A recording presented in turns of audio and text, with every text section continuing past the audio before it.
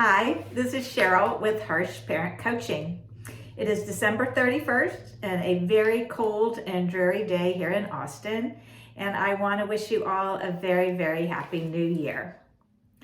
Today we're going to continue with executive functioning. There is just so much to talk about, and I had recently listened to a Learn Smarter podcast. That is the podcast where I was featured, so proudly featured. And they just had so many more things that I just wanted to take a couple more of their tips to share them with you, because I think they are also good and connected to many of the things I have already talked about. So the tool number one for today is to create a study plan. I think this works for elementary school children as well as obviously middle school and high school children. You need to really talk through what their plan of action is. It can be their homework for the night. It can also be on how to conquer an essay and what that's going to look like.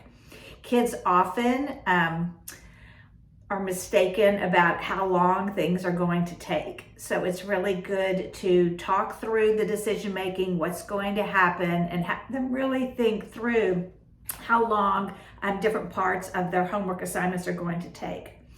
Also, oftentimes, and I talked about this last week with prioritizing, this is just a new frame for it, is that they don't think through what makes sense to do first. So oftentimes their homework might be only worth 5 points, where an essay is going to be worth 100 points. So if they're going to put forth their effort, it's usually makes sense to do the thing that is going to be more points, or sometimes it's even more challenging to get that done first. But kids often don't think about that. They think, oh, that'll be easier, I'll get it done, where maybe they need to spend more time on the more significant assignment.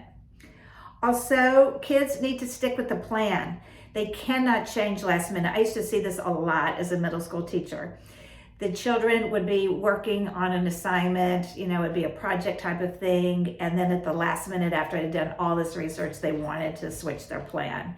And as they stressed in the podcast, kids don't have to love their topic. If they've already invested a lot of time, it's due relatively soon, they need to stick with it. Many lessons involved there. And I kind of got a chuckle from the podcast, because they'd say that kids will get really caught up on what font they're going to use, or if there's art involved, some kind of design. Children would spend all their time on that and not on the most important thing of actually doing the research and then following through with the writing or whatever it involves. Another thing with the study plan is that kids need to learn to read their instructions very carefully, so they're sure that they're doing the assignment correctly.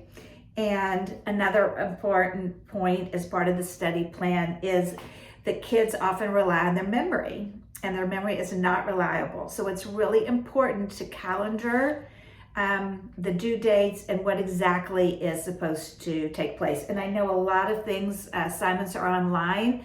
I still think it's important for kids to calendar and to use their planner. It really helps for them to see the whole picture. So that is creating a study plan. There's a lot more that could go into that, but I think those are the highlights. Tool number 2 is use chunking. So what does that mean? Kids will often come home with an assignment, and I think it's not just with homework. I think we all need to do this. I know I do. Where you've got a big project due or something for work even, and it just feels overwhelming. So if you're able to break down the assignment and say, okay, this is what we're going to do first, this is what we're going to do next, so that way it doesn't seem so overwhelming. And it's true, even they gave an example in the podcast of cleaning your room. If you go tell your child, go clean your room, they may not get it done. I also had talked about clear expectations, which is part of this. But with the chunking, it's like, be very specific. First, go pick up all your dirty clothes off the floor. If your kid is pretty typical and they have dirty clothes laying on the floor, they may not. Then, once that's done, the next step is put it all in the hamper or wherever you want it. So with instructions, with tasks, it's really smart to break them down. And again, it's called chunking. So let me see if I left anything out.